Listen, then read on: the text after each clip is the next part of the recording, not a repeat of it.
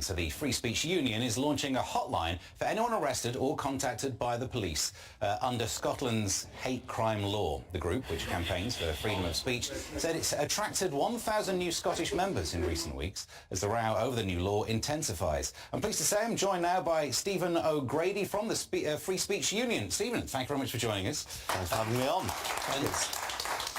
Congratulations on the new members, I suppose. But the reason that you've got these new members, slightly worrying. It is. It's very concerning, and clearly people are coming to us because they're uncertain of where they stand, they're uncertain of the consequences of this new law and how it may affect them, and we've had a lot of questions from people as well asking how they're meant to govern their own behaviour in light of the changes and so on. So I suppose when we were covering this, before it actually came in on April the 1st, there were a lot of talk about how everything would be investigated and comedians would be gone after and some lyric might trigger things.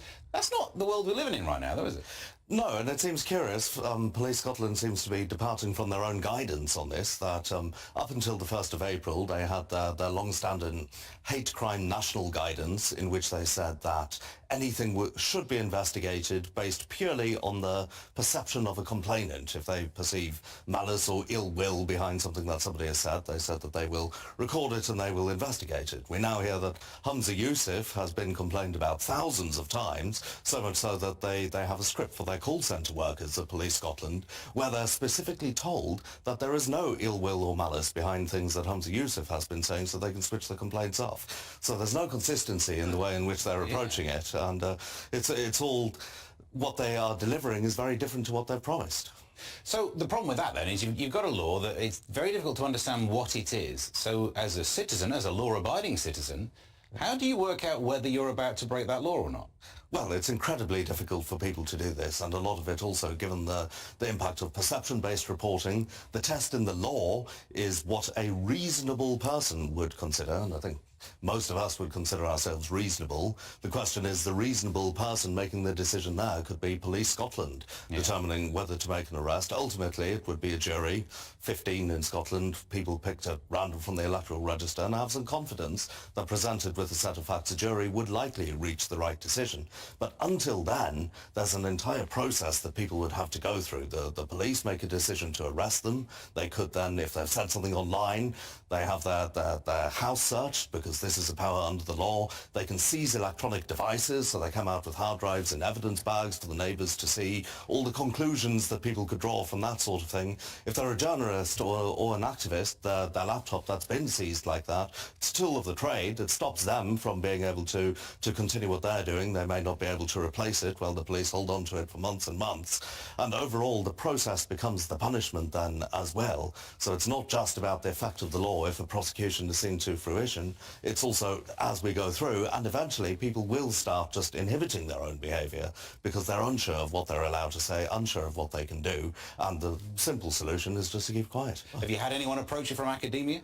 We've had some members raising concerns about, in particular, the so-called third-party reporting centres that they've set up in Scotland. These are what are colloquially termed snitching stations, where people can come in with their concerns about free speech. And we may have heard of the one in the Glasgow sex shop, and there's one at a mushroom farm in the Borders. But more concerningly, there are some of these snitching stations at Scottish universities. So that means that people at these universities will know that there is an office down the corridor where if somebody takes exception to something they've said, they can go in there, adopt them in, and they will then be subjected to the police investigation process, which, as we know, Police Scotland have said they will investigate every complaint. So that must have an incredible chilling effect on speech in universities like that. And, and also gets rid of the excuse of why you need to go to the sex shop. Because otherwise you'd have to nip down there to report it, but there's already one on campus. Exactly. Just ruined your weekend, I suppose. So this hotline that you've set up, how's that working?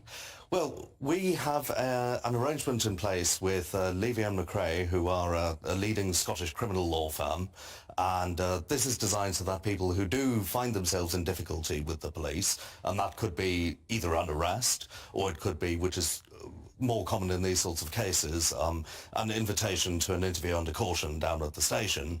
They're able to call this hotline. We'll consider the case, assess that it is a legitimate free speech issue that's in play here, and then the lawyers will represent them. But when policy comes after academia, that's worrying, isn't it? Because that's where a lot of important free thought actually happens. It is incredibly concerning. Of course, it's probably fair to observe as well that a lot of the thinking which underpins this sort of thing originated in academia in the first place, unfortunately, with postmodernism and the culture of grievances, microaggressions, all of that. It's based on cod scholarship that has now become a widely accepted part of political thinking, if not broader social thinking. So it originated there, but yes, it is unfortunate because we rely on our universities as the institutions of knowledge. It's where knowledge is passed on, it's where it's manufactured, where it's furthered, and that simply can't take place outside of an atmosphere of free inquiry. I'm surprised we got this far, because it always seemed that fundamentally the idea of judging something based on how the recipient of it feels can be unplayable. It's an infinite number of emotions that someone could have. Anyone could be offended by anything. I could pretend to take offence to the next sentence you say. So surely that's no way to judge things. No. And yet it does seem to be going further than I thought it would. Well, it is. It's this sort of idea of it's solipsism writ large, really, with people who think that their own perception, their own thoughts about the world equate to reality necessarily. And it's wide open to abuse. We saw a case this weekend of an old age pensioner in Scotland who was arrested. This isn't under the new hate speech law. This is under existing laws. It was in the context of a long-standing acrimonious neighbour dispute, but the neighbour knew that by ringing the police and saying that this person had said something hateful about her, and it was what she said is disputed, that this person would then be visited by the police and subject to the process there. So it's wide open to abuse, whether it be something malicious like that, or I have no doubt that there will be some people who sincerely feel hurt, and they do. If you disagree with them, they will take it not just as a normal disagreement, they will take it as a personal affront and a threat to their existence, but they will then use that, even in sincerity, and turn it against you, and you can be subjected to these sorts of things. It's a very unfortunate place to be. I'm sure you will get many of them as well. If I were you, I'd get to know some good lawyers. Oh, you already have. That's good news. Thanks very much for joining us, Stephen. Brilliant. Thank you for having me. Thank you.